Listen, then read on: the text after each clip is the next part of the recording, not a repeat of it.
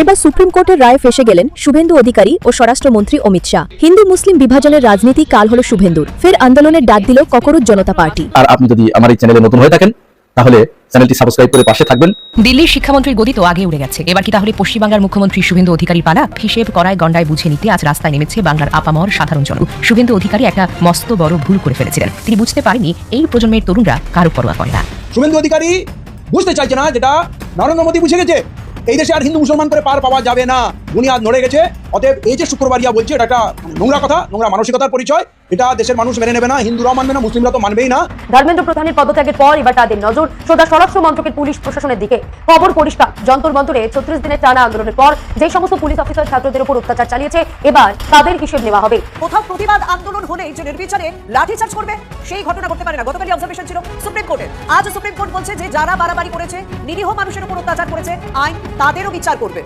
সুপ্রিয় দর্শক, স্বাগত জানাচ্ছি আমাদের সমসাময়িক বিষয়ের টক শো অন্তরালের আলাপে।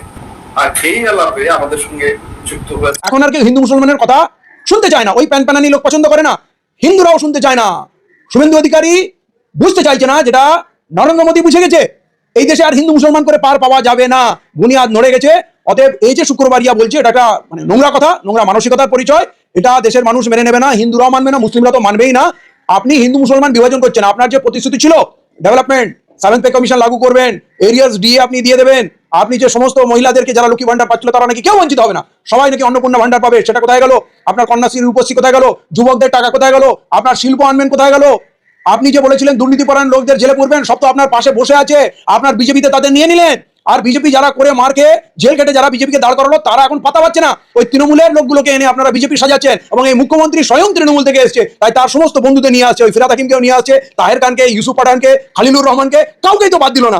তাহলে এটা কেমন হিন্দু রাষ্ট্র হলো আর কেমন বিজেপি সরকার হলো যদি তাকে পুরো সাজানো হবে, মাথার মুকুট করা হবে তৃণমূলের সেই চোরগুলোকে নিয়ে, ডাকাতগুলোকে নিয়ে? অতএব এর প্রশ্নর কিন্তু সম্মুখীন হতে হবে মুসলমানদের। একটাই কাজ, লম্ফ না করে নিজের শক্তি অর্জন করা। পশ্চিমবাংলায় মুসলমানরা 40%, রাস্তায় নেমে নাচানাচি না করে নিজেদের দল তৈরি করো, নিজেদের councillor, panchayat member, MLA, MP দাঁড় করাও। এই গণতন্ত্রে আপনাকে অধিকার দেওয়া হয়েছে আপনার শক্তি করার জন্য। পাশাপাশি কংগ্রেস শক্তি বাড়াচ্ছে, সিপিএম বাড়াচ্ছে, আরো দল বাড়াচ্ছে। আপনারা আগামী দিনে কোয়ালিশন করে সরকার করবেন, কিন্তু আপনি যদি চিরজীবন পরের জমিতেই ঘর করেন, আপনি যদি তৃণমূলেই আপনার শ্রম, অর্থ, সময়, জীবন লাগিয়ে দেন, কংগ্রেসে সিপিএম এ লাগান, যখন তারা সরকারে আসবে আপনারা কোথাও থাকবেন না।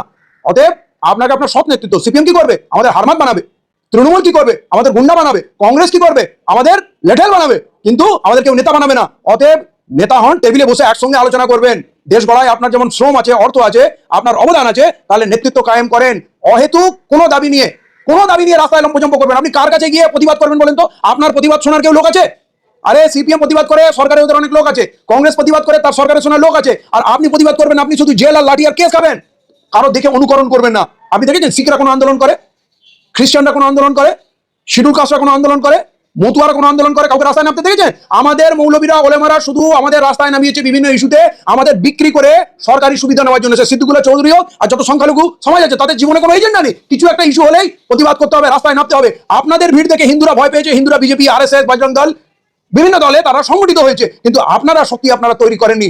তাই বলছি, যারা রাজনীতি বোঝে না, যারা সমাজনীতি বোঝে না, যারা অর্থনীতি বোঝে না, ওলামারা দুটো দিনের কথা, ভালো কথা মসজিদের মেম্বার থেকে বলতে পারে না, তারা রাস্তায় ভিড় জমিয়ে মানুষকে উত্তক্ত কেন করে? নারে তাকবীর আল্লাহু আকবার বলে তারা হিন্দুদের ভয় দেখায়, আর হিন্দুরা জমা হয় বিজেপি আরএসএস এর ক্যাম্পে গিয়ে। এই ভয়ঙ্কর ভুল কাজটা এরা করেছে, এদের অজ্ঞতার কারণে হোক বা এদের লোভের কারণে হোক। মুসলমানদেরকে বিক্রি করে সারা জীবন এরা খেয়েছে, কিন্তু মুসলমানদের কোনো রাজনৈতিক শক্তি দাঁড়ায়নি। মুসলমানদের নেতৃত্ব যতদিন কায়েম না হবে, মুসলমানদের সৎ, শিক্ষিত, বিবেকবান মানুষ যখন নেতৃত্ব দেবে অন্য সম্প্রদায়ের মানুষ, তখন মুসলমানদের আসল চেহারাটা চিনবে। মুসলমানদের নেতা মানে কি? হারমাত বাহিনী, বন্দুক নিয়ে, তলবার নিয়ে ঘুরে বেড়াচ্ছে, বোম বাজছে, চুরি করছে, ডাকাতি করছে, তোলাবাজি করছে। অন্য সম্প্রদায়ের মানুষ মুসলমানকে তো ঘৃণা করবে।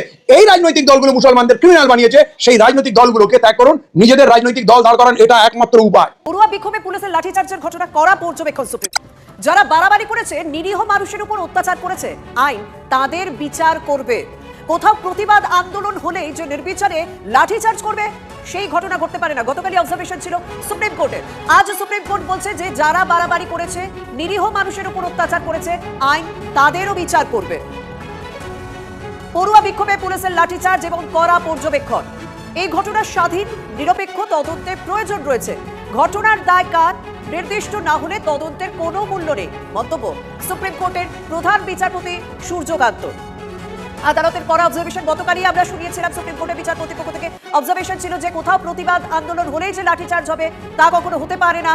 এবং এই যে দিল্লির ঘটনা, নিট প্রশ্ন ফাঁস ইস্যুতে যেখানে প্রতিবাদ আন্দোলন চলছিল, যখন তারা সংসদ ভবন অভিযানে যায় পড়ুয়ারা, সেখানে তাদের উপর লাঠিচার্জ করা হয়। সেই পুলিশের লাঠিচার্জের ঘটনায় কড়া পর্যবেক্ষণ সুপ্রিম কোর্টের।